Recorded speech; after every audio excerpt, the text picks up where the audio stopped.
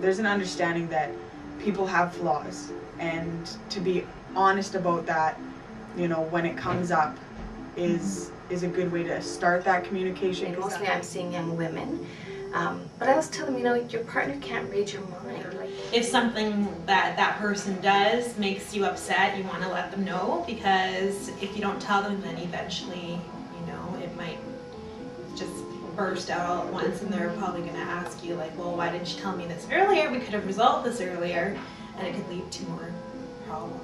It's so easy to stop talking, yeah, and really listening.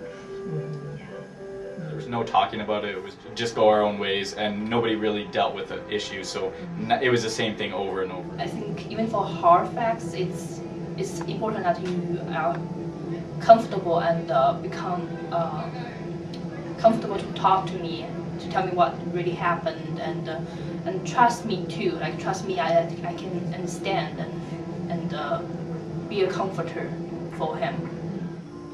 if you trust somebody, you're going to communicate better, right? So we always make a point that we sit down and talk things through. When we had like disagreements and things, like he would take the time to actually listen to why I would disagree, and understand my point of view. Good communication. It just means, you know, we can tell each other everything and anything. Even though we're involved in different areas or very active in different things, or we interact with different groups, we still talk about our involvement in that. Probably the biggest reason why we've been successful in the relationship is because we talk about it a lot, and if we have disagreements, we'll always put it on the table and be like, okay, this is why I'm having a bad day, or I was upset with this. You know, it's kind of nerve-wracking when you first start and you're like, hey, I should bring this up. Once you have it out there and you've done it and talked a lot, I think it becomes so much easier and natural just to be like,